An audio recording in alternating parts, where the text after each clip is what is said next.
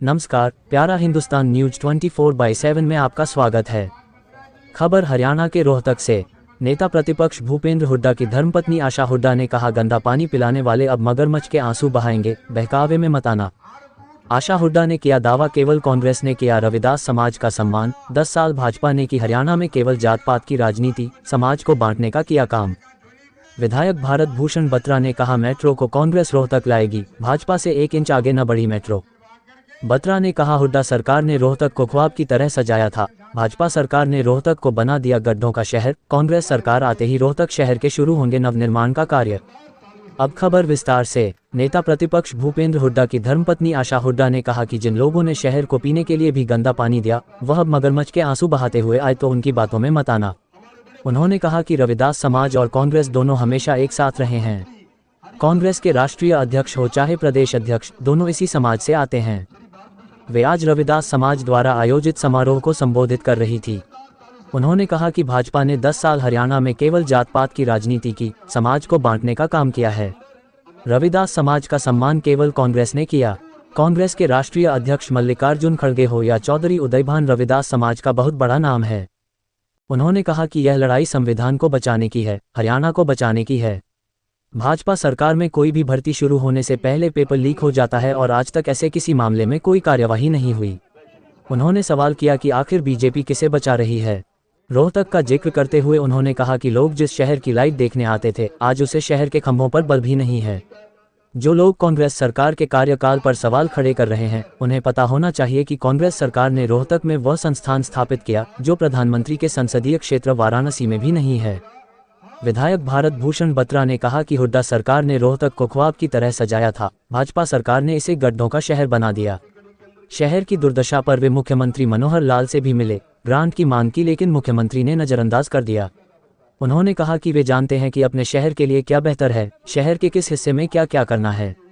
कांग्रेस सरकार आते ही शहर के नवनिर्माण का कार्य शुरू होगा।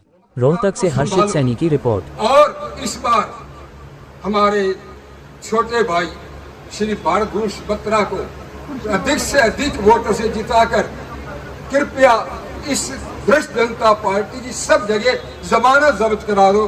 जय हिंद। अप्रोच किया गया, मैंने कहा मैं शहर खा सकता हूँ, बीजेपी में कभी नहीं जाऊंगा। I will die within the Congress. और कांग्रेस ने जो दिया है वो कांग्रेस की वजह से मां बाप आपके बीच में खड़े हैं।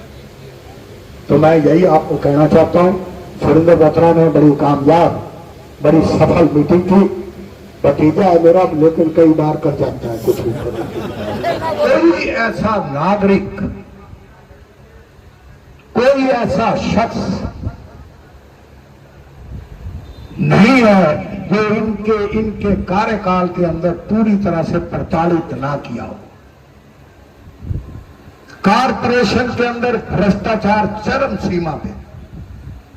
मेरे पिताजी भी कई वर्षों तक म्युनिसिपल कमेटी के प्रधान रहे और मैंने वहां की राजनीति देखी है। और जिस तरह से कारपोरेशन में भर्ती भी इन्होंने अपने रिश्तेदारों की हुई है, और जितने कमरे हैं, जितनी टेबल हैं, वहां पर अमाउंट फिक्स है। प्रॉपर्टी आईडी, प्रॉपर्टी के मालिक आप हो, लेकिन प्रमाण पत्र कौन देगा? जो पैसे लेके कारपोरेशन में अधिकारी बैठा है। आप मुझे ईमानदारी से बता दीजिए, क्या कोई आदमी बगैर पैसे दिए हुए भ्रष्टाचार से लिप्त हुए किसी ने प्रॉपर्टी आईडी बनवाई? नंबर 1, तहसील के अंदर मंथलियां जाती थी, मेरी नॉलेज में। डिप्टी कमिश्नर, मैं नाम नहीं लेता किसी का, ऐसे थे जो मेरे संपर्क में भी हैं, ऊपर हेड ऑफिस तक पैसे देके आते थे, तब जाके उनको अपॉइंटमेंट मिलती थी। It's very sad. कोई ऐसी कम्युनिटी, चाहे किसान हो, चाहे मजदूर हो, चाहे व्यापारी हो, चाहे खुदरा व्यापारी हो, आम जनमानस। आज हमारे पड़ोस में पंडित पवन शर्मा न्यूरो सर्जन है, काबल डॉक्टर है, उनसे 5 करोड़ की फिरौती मांगी गई।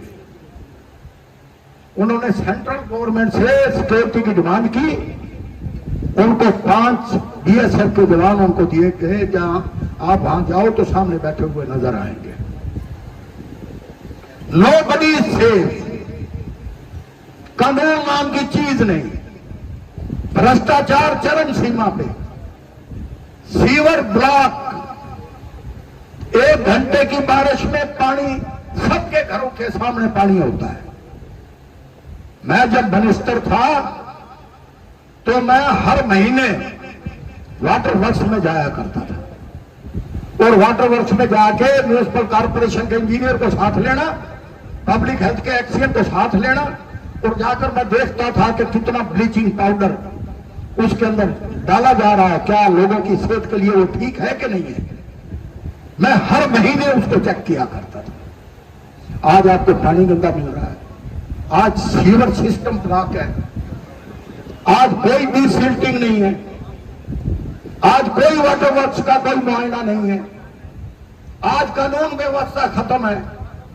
1 साल तक किसान सड़कों पर बैठे थे, और जब हम दिल्ली जाते थे तो कील गाड़ गाड़ के उनके रास्तों को ब्लॉक किया गया। ये तो अंग्रेजों ने भी नहीं किया। बिठा दिया गांधी कैंप का। गांधी कैंप के लॉबी में बैठे हैं मेरे मामा के लड़के, बैठे हैं यहाँ पर गोपी आनंद जी। इन्होंने जो नाइंसाफी की है, लोगों की दुकानें तोड़ी हैं, सब कुछ है, सारी पॉलिसी को रिव्यू करेंगे। आज मैं आपके सामने इस बात की जा रही हूँ, किसी की से मलकियत के डॉक्यूमेंट नहीं मांगे जाएंगे। अगर आप अपनी इच्छा से 15 फुट सड़क के लिए रास्ता देना चाहेंगे, जिसका कब्जा होगा उसको मुआवजा मिलेगा, और मुआवजा भूपेंद्र सिंह हुड्डा कह जाए, हम उसको रिव्यू करेंगे उस बात के लिए। ये सड़क बनेगी नहीं बनेगी, इस सड़क को भी आज हम बनाएंगे। जो सड़क की ये बात करते हैं उसमें फॉरेस्ट डिपार्टमेंट ने ऑब्जेक्शन लगा दिया है कि सड़क नहीं बनेगी। ऐसे ऐसे वादे करते हैं, ऐसे ऐसे करते हैं। गांधी कैंप वालों को भी इसको सबक सिखाना चाहिए कि जो सड़क बननी थी वहां पर 90 फुट की सड़क बनती। गांधी कैंप का लोगों को किस्मत चमकती, और जिस तरह फजोड़ी गार्डन और करोल बाग में जितनी अंदर तक एक्सटेंडेड मार्केट्स बनी हुई हैं, वह मार्केट बनती, और गांधी कैंप के लोग समृद्धि की ओर उठते। उस सारे का भट्ठा बिठाने का, एक ही व्यक्ति का और इस खट्टर की सोच का वो परिणाम है। इस बात में इन्होंने कभी इस बात में सोचा नहीं है, क्योंकि वो इसलिए रिवर्स कर दिया क्योंकि वो प्रोजेक्ट श्री दीपेंद्र सिंह हुड्डा का था, और कुछ बात नहीं थी। इस बात के लिए सोचना चाहिए, डेवलपमेंट करिए। इन्हीं सब लोगों के साथ धन्यवाद। जो एक विकास का पहिया चला था, उसके आगे एक स्पीड ब्रेकर ले आए थे। ये 10 साल ने स्पीड ब्रेकर जैसा काम किया है। 10 साल के बाद ये फिर से मौका आया है। 5 साल में एक बार आपको वोट का मौका मिलता है। अगर आपको लगता है कि मैं ठीक कह रही हूँ, अगर आपको लगता है तो हुड्डा साहब और बत्रा साहब, भूषण बत्रा जी आपके दुख सुख में आपके साथ रहेंगे, तो मैं आपसे आपकी वोट नहीं, आपका सहयोग और आशीर्वाद मांगती। आज यहाँ बैठा कोई भी आदमी 1 वोट का मालिक नहीं है, उसके पीछे कम से कम 100 वोट हैं। आप आज यहाँ से जब उठ के जाए, अगले 10 दिन कांग्रेस के लिए वोट मांगे, रोहतक शहर में भूषण बत्रा जी के लिए वोट मांगे।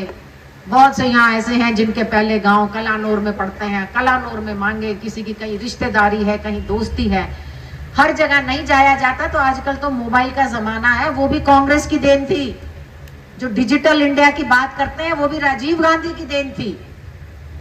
आजकल तो मोबाइल से सब जगह बात कर सकते हो आप, कहीं भी बात करके एक ही बात कहो, अगर हरियाणा का उज्जवल भविष्य चाहिए, हरियाणा को विकास के रास्ते पे लेके जाना है, ऐसा हरियाणा जहां आपसी प्यार और भाईचारा बना रहे, ऐसा हरियाणा चाहिए, तो कांग्रेस को वोट दो।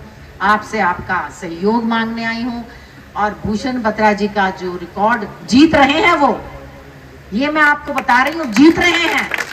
लेकिन हम जीत से तसल्ली नहीं करना चाहते। हम चाहते हैं रोहतक शहर की जीत इतने बड़े मार्जिन से हो कि लोग कहें हुड्डा साहब के घर में इतने भारी मार्जिन से सीट जीत। हुड्डा साहब इलेक्शन बेशक कलोई से लड़ते हैं, लेकिन रोहतक हमारा घर है, दिल तो यहाँ रहता है, रहते तो हम यहाँ हैं। इसलिए रोहतक की जीत के बहुत बड़े मायने होंगे। बड़े से बड़ा मार्जिन आप लोग देंगे, तभी ये जीत अच्छी शोभित होगी।